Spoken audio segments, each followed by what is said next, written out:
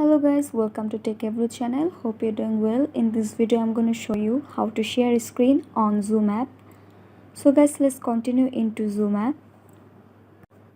At first create a new meeting. So tap on new meeting and then tap on start a meeting.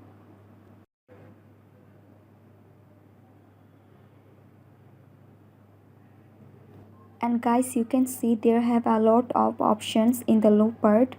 So swipe right a little bit and tap on the share.